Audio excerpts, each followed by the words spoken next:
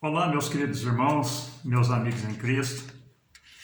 Mais uma vez estamos aqui para estar meditando com você na lição 4 da classe dos adultos, onde se fala quando se vai a glória de Deus. Uma lição muito rica, do ensinamento muito importante, muito edificante para nossas vidas, que se encontra no livro de Ezequiel, no capítulo 9, versículo de número 3, no capítulo 10, versículo de número 4, 18 e 19, e o capítulo 11, versículo 22 ao versículo de número 25, que eu estarei lendo aqui para vocês acompanhar, que nos diz: E a glória de Deus de Israel se levantou do querubim sobre o qual estava até a entrada da casa e clamou ao homem vestido de linho que tinha o tinteiro de escrivão, a sua cinta.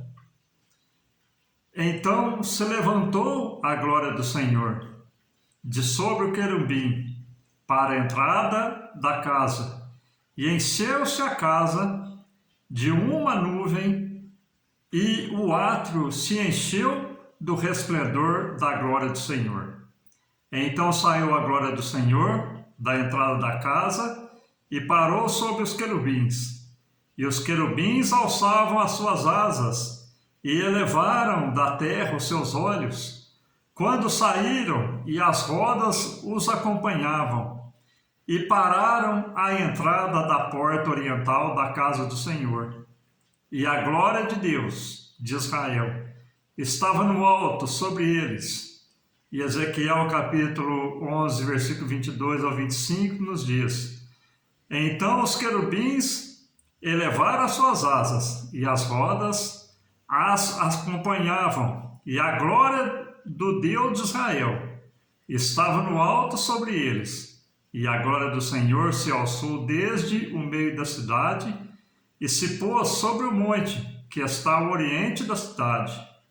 Depois o Espírito me levou, e em visão a caldeia para os do cativeiro, e se foi de mim a visão que eu tinha visto.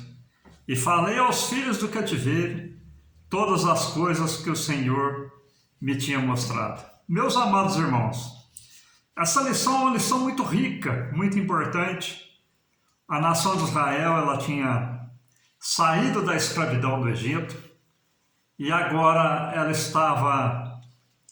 ela tinha entrado na terra prometida, e nós vemos que quando eles saem da terra do Egito, Deus dá a ordem para que Moisés levante homens para fazer a arca, e a glória de Deus ela se manifestou na arca, e ela era permanente na arca. Quando Moisés fez o tabernáculo no deserto, a glória de Deus se manifestava no tabernáculo. E nós vemos que durante toda a caminhada no deserto, a arca estava no tabernáculo e a glória de Deus estava no tabernáculo. E nós vemos aqui, meus queridos irmãos, que o homem nunca tinha visto a glória de Deus. Eles viram, logo que Moisés foi receber as tábuas dos 10 mandamentos, a glória de Deus se manifestou, e depois ela foi uma glória permanente sobre a arca. E nós vemos, meus queridos irmãos, que é o exemplo do homem. Quando ele não conhece a Deus, ou quando ele mesmo está até dentro da igreja, e de repente ele tem um encontro com Cristo, aí ele começa a experimentar da glória de Deus. Não existe no mundo coisa mais maravilhosa do que a glória de Deus na nossa vida. E a introdução aqui dessa lição, meus queridos irmãos, ela nos diz: a glória de Deus representava a presença de Javé no templo. Quando Deus mandou construir o tabernáculo, explicou a razão dessa ordem: e me farão um santuário e habitarei no meio deles. Essa presença não era incondicional. O povo tinha compromisso de acordo com a aliança feita no Sinai, mas esse pacto havia sido violado. O objetivo da presente lição é esclarecer sobre a retirada da glória de Deus do santuário de Jerusalém.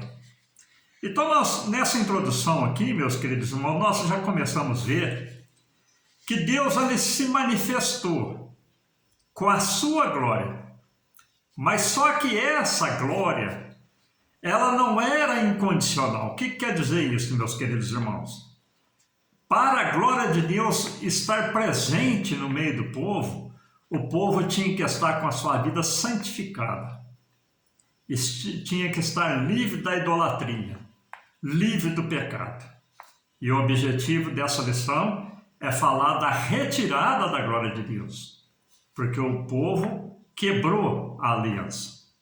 E no primeiro tópico aqui que nós temos, ele vem falar sobre a glória de Deus. E nos subtópicos do primeiro tópico, o primeiro subtópico vem dizer o significado da glória. O segundo subtópico, a glória de Deus. E nós vemos aqui, meus queridos irmãos, iniciando o primeiro tópico, nos diz: a glória de Deus baixou do céu à terra, primeiramente no tabernáculo, no dia da sua dedicação. Depois disso, essa cena se repetiu por ocasião da inauguração do Templo de Jerusalém pelo rei Salomão. Então foram duas atuações da glória de Deus que começou lá no tabernáculo e ela foi até quando Salomão inaugurou o templo e a glória de Deus se manifestou de uma maneira tão sobrenatural que os sacerdotes nem conseguiam ficar dentro do templo. E tanta glória de Deus que tinha dentro do templo que Deus manifestara. Então, no primeiro subtópico aqui, meus queridos irmãos, nós vemos o significado da glória, que nos diz: o contexto ajuda a esclarecer o sentido do termo. A palavra hebraica kavod, que literalmente significa peso, e nesse sentido literal só aparece 2 vezes no Antigo Testamento. Está lá em 1 Samuel 4,18 e em 2 Samuel 14,26.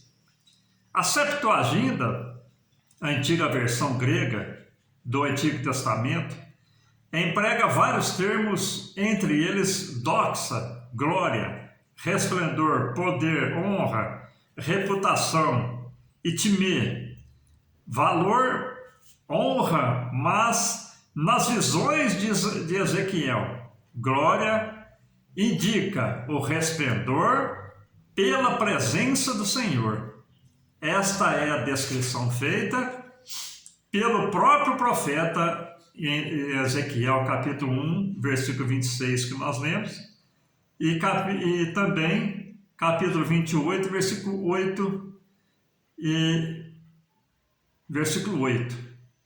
O vocábulo hebraico Shekinah, geralmente usado entre os cristãos como glória, não aparece na Bíblia, porém é frequente no judaísmo.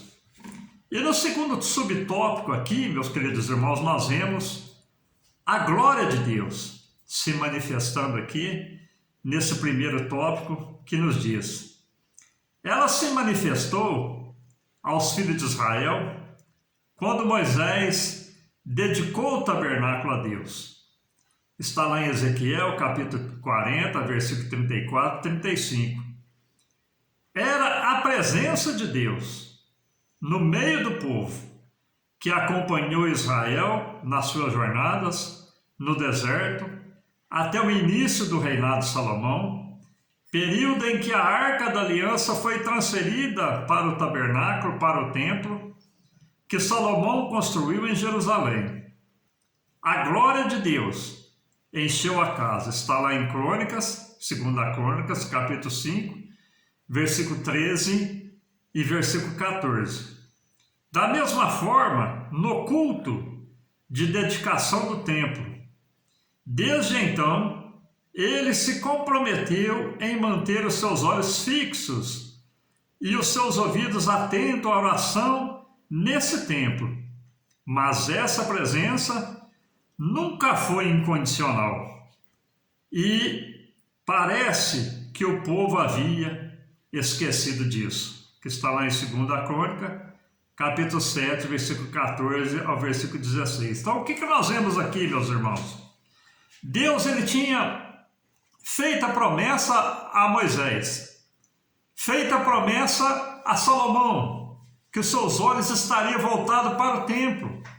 Mas esta promessa, meus queridos irmãos, da sua glória, a presença dele no templo, não era incondicional. O que quer dizer isso? Como eu disse no começo, ela estava atrelada à obediência do povo, à santificação do povo, ao povo estar servindo ao Senhor sem se misturar com o mundo. Então nós entendemos aqui, meus queridos irmãos, que o verdadeiro cristão, a glória de Deus, ela sempre acompanha aquele que tem a sua vida reta diante de Deus. Igrejas sem glórias são crentes vazios. Igreja sem a glória é apenas parede. Igreja sem glória são os cristãos, considerados igreja, mas vazios. É como pessoas normais. Tem o título de cristão, mas se a glória de Deus não estiver na vida dele, ele não é um verdadeiro cristão.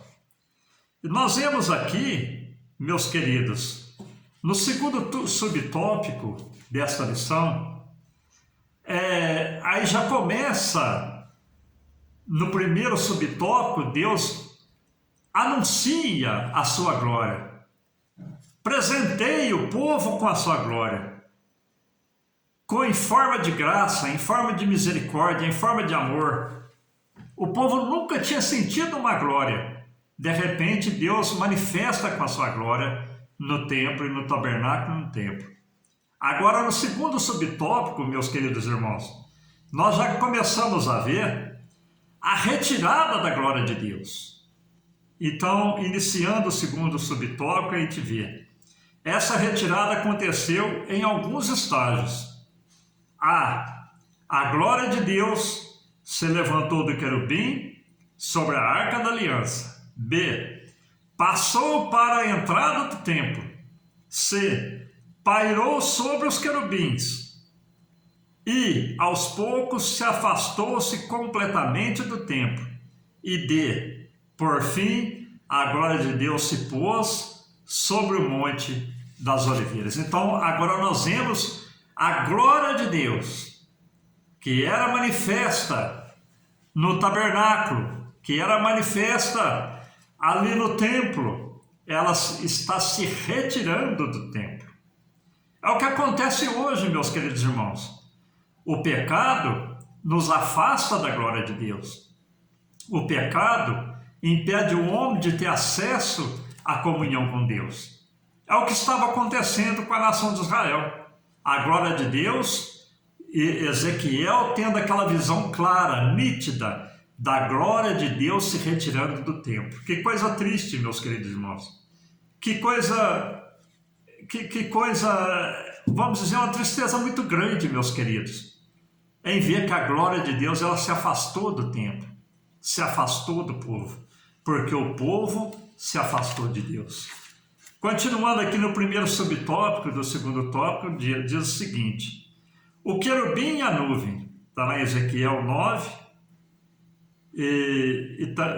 3 e 10 e 4, que diz: o profeta está se referindo aos dois querubins do propiciatório da Arca da Aliança, que se encontra em 2 Crônicas 5 e 8, ou a 4 criaturas da visão inaugural do capítulo 1. Qualquer que seja a interpretação, a verdade é que indica a retirada da presença de Deus. Isso indica a retirada da presença de Deus. Essa nuvem está associada à presença pessoal de Javé. durante a peregrinação no deserto, no tabernáculo, permanentemente desde a inauguração do tabernáculo e finalmente no templo. Sua presença divina atingiu o clímax com a manifestação de Jesus, que se encontra lá em João capítulo 1, versículo 14, muito conhecido dos irmãos, que diz: "E o Verbo se fez carne e habitou entre nós, e vimos a sua glória como a glória do unigênito do Pai, cheio de graça e de verdade." Nós vamos ver um pouquinho mais para frente sobre Jesus se apresentando no templo. E no segundo subtópico do tópico 2 diz: a retirada da presença de Deus.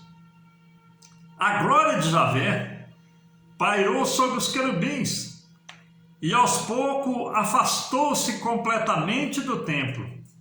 O profeta contempla esta glória se levantando da porta e se movendo para a carruagem, trono que estava parada para descer em cima dos querubins.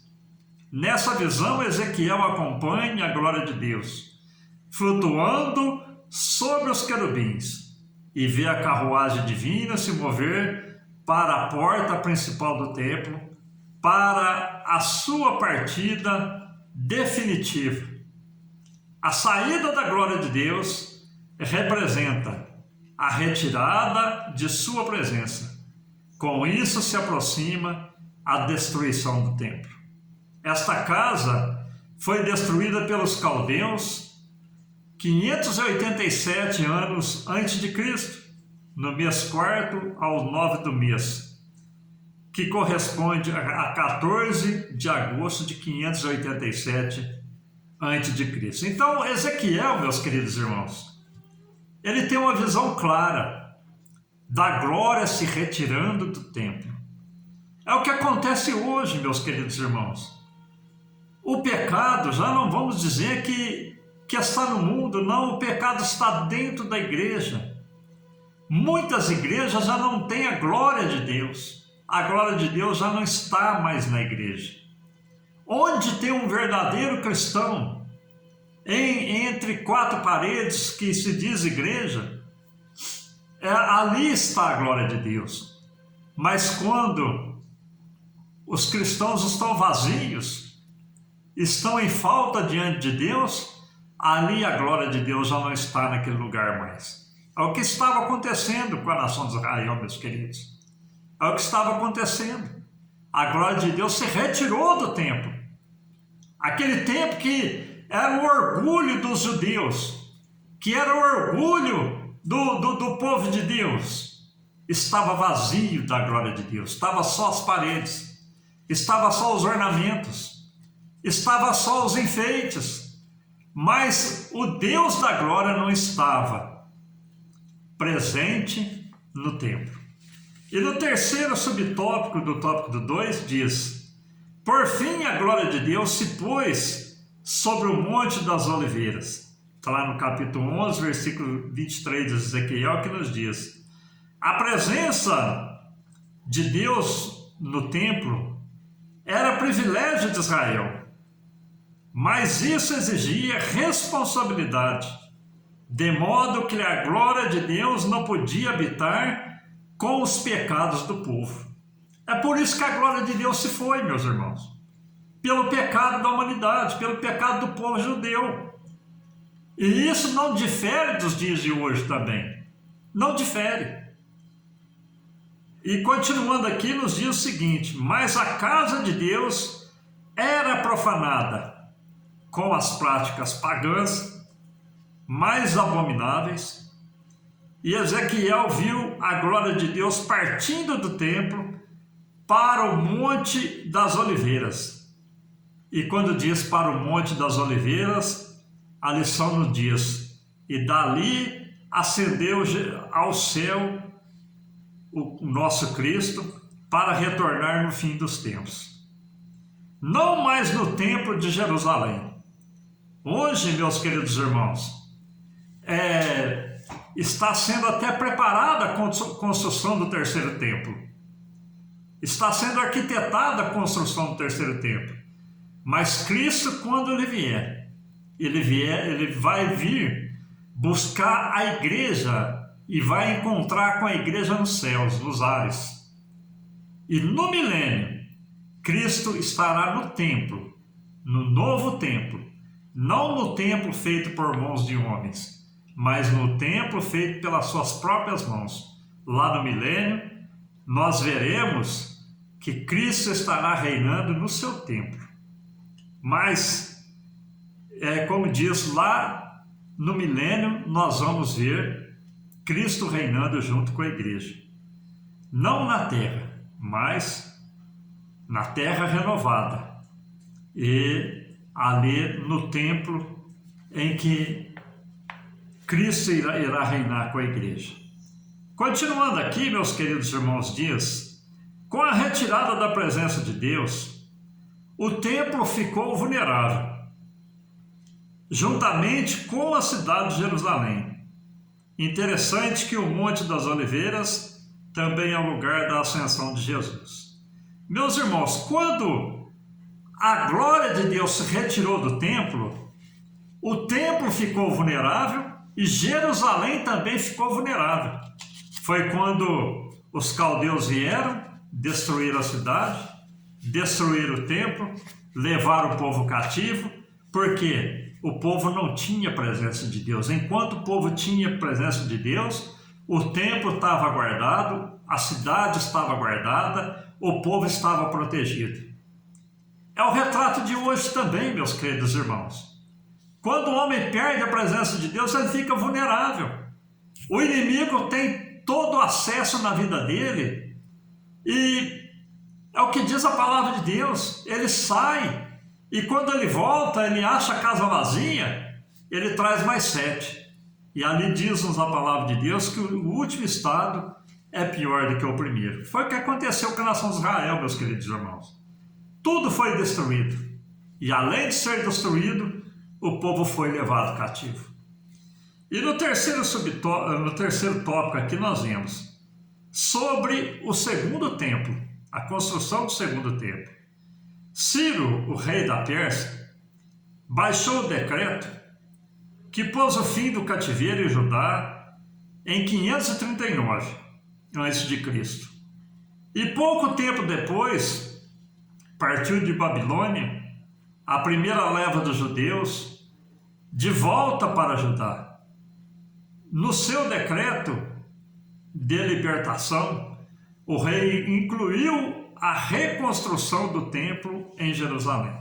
Então agora nós vemos que aquele templo glorioso que Salomão tinha feito, toda a glória do reino de Israel tinha sido destruída, o povo tinha sido levado cativo, e agora, depois de passar 70 anos no cativeiro, Ciro, o rei da Pérsia, dá a ordem para que o povo voltem e reconstrua o templo novamente. E no primeiro subtópico aqui diz: o segundo templo, conhecido como o Templo de Zorobabel, foi inaugurado no 6º ano de Dário, que corresponde ao ano 516 a.C. Não era uma construção como a mesma dimensão de beleza arquitetônica da primeira casa. Não dava para comparar o Templo de Salomão. O pensamento do período pós-exílio era que o retorno da glória de Deus era escatológico. Então o povo tinha, meus queridos, aquela mentalidade que o templo iria ser reconstruído, mas a glória de Deus seria algo escatológico. O que quer dizer isso? Era algo para o futuro. Eles teriam apenas o templo, mas a glória não estaria presente no templo. Continuando aqui no segundo subtópico, diz: o templo de Herodes. o templo de Herodes, o templo de Zorobabel, foi reformado e ampliado por Herodes Magno. Ele conseguiu persuadir os judeus dizendo que o atual templo não estava à altura da antiga glória. Os trabalhos se iniciaram cerca de 15 anos antes de Cristo e continuava em andamento nos dias do ministério terreno de Jesus, 46 anos depois. Meus queridos irmãos, agora nós vemos que o templo de Zorobabel, Herodes manda reconstruir o templo, reforma o templo. E ele começou 15 anos antes de Jesus, e até o ano 46 depois do nascimento de Jesus, ele ainda estava em construção.